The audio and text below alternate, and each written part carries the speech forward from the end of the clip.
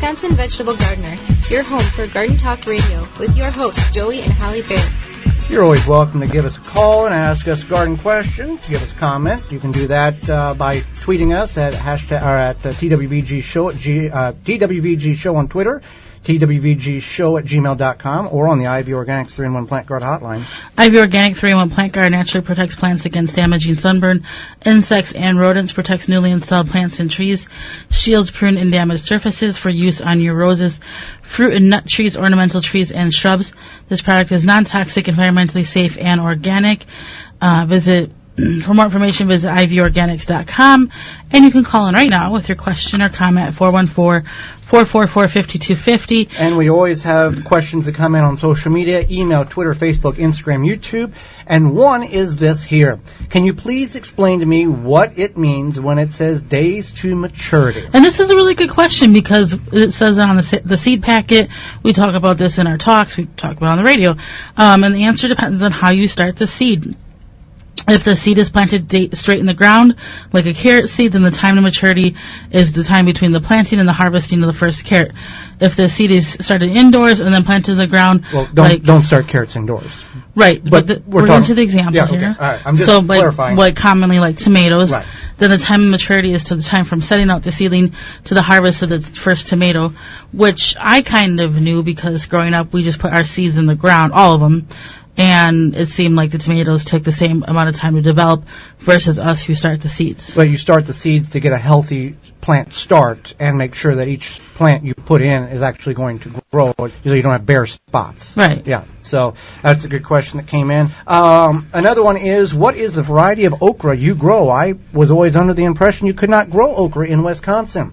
Well, last year we grew 4 plants of okra upon William Moss, who is going to be a guest next week on the program, his advice, encouragement, and it grew very, very well, really well. So we grow the Clemson Spineless. Right.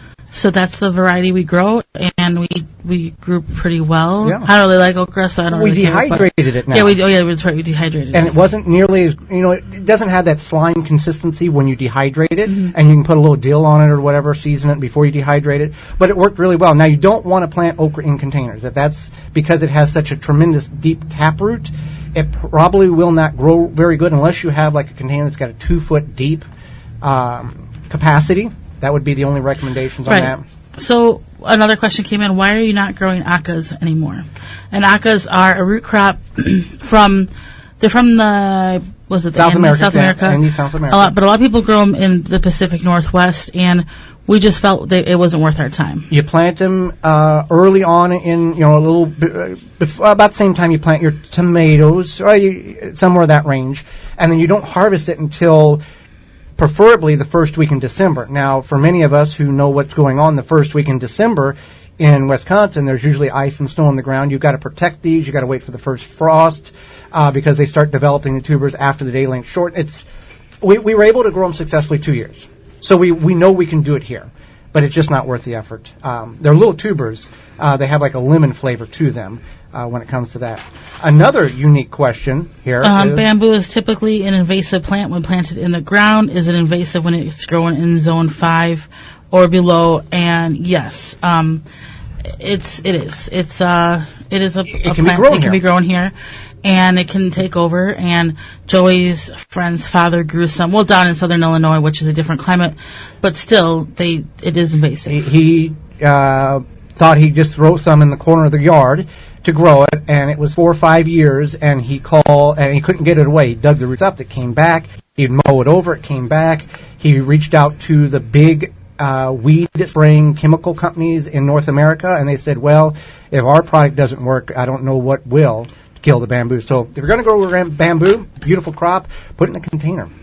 Right. If you're going to do it that way. One more. Do we have another question here? Let me see here. Okay. Okay. Yeah, go ahead.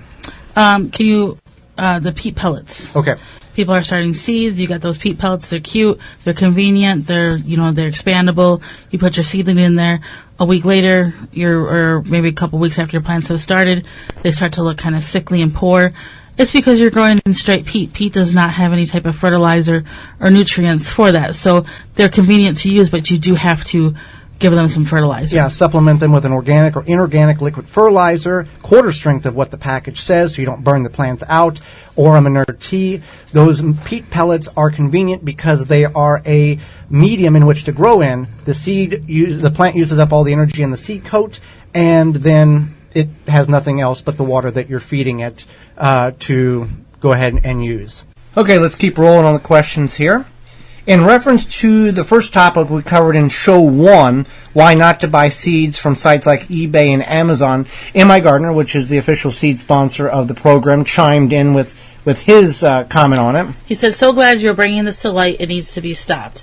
And we certainly agree. And we appreciate our sponsors listening to the program. And we have Brandon. It's just a little little feedback. He said, this year I'm growing black crim per your suggestion. Thank you.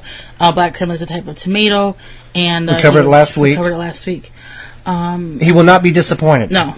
If you grow that tomato, you will not be disappointed. Whether it's hot, cold, wet, dry, that black crim seems to always produce for us regardless of the situation. And then we have another positive feedback. You have talked about using cinnamon to prevent soil gnats. Thank you so much for the cinnamon tip. I have struggled with soil gnats, and this worked great. And soil gnats is something that many potting mixes or soil starts can contain if they have a soil-based medium. Some of the soilless mixes do not contain that.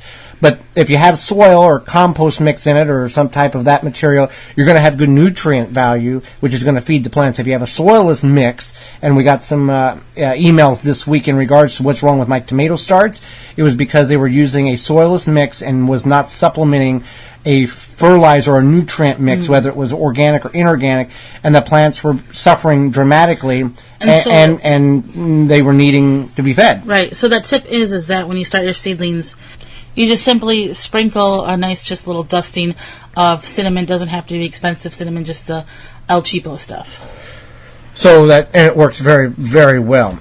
The Wisconsin Vegetable Gardener, what would you recommend for clay-rich soil? Well, you can add any organic matter you can get your hands on. Grass clippings is one. You want grass clippings, but you want to make sure they're seed-free. So you're not you're not bringing seeds into it. Seed-free or chemical-free grass clippings, shredded leaves, rotted manure, and compost are all perfect choices. With the manure, you want to know what was right. You want to make sure you know not only where that manure came from, but what that horse was fed and cow, and what was sprayed on that lawn or pasture. Because as we learned from our friend Joe Lample, that he had some perfectly rotted manure from some horses, I think, and the farmer had sprayed this persistent herbicide, a broadleaf herbicide, and even though it went through the process of the digestive system of the horse, and it was rotted, and it was cured or whatever they call it, the manure, it still killed the plants. So that's how strong this herbicide was. So you want to know where, what, the whole thing. Just don't go, oh, it's free manure. Okay, put it in the back of the truck. Let's fill some buckets up. Because you need to know. And if you want to get that well-rotted manure and you do not know what the origins of the whole chain of command is, get some of it, put it in a cup, because this rotted manure is going to be basically compost, okay? Mm-hmm. Then put some bean seeds in it. Bean seeds sprout in 4 to 6 days. If the bean seeds sprout and everything looks fine, it's good to go. If there's that persistent herbicide or herbicide on that, those beans are broadleaf plants, and you're going to see they're going to be very disformed, disfigured, curled leaves. Then you're going to know there's something wrong with it. So that's a quick way to figure out, if you don't know the origins of how to test that soil, to see if it's good for your garden plants before you start growing everything in it. All right, definitely. So that's something you just want to make sure you mix it in. You mix it between the 6 and 12 inches top portion of the soil. Garden fork, or if you want to use a tiller, you can certainly go that route as well. It will kind of fluff your soil since you're adding that and then you're tilling it in or moving it in, but it'll kind of compact itself down after a little bit. Thank you for checking out the Wisconsin Vegetable Gardener radio show. For more, go to the WisconsinVegetableGardener.com for full-length in-studio video and podcast replay of Season 1. Season 2 underway and added weekly. Tweet us at TWVG Show or hashtag TWVG to be part of the program.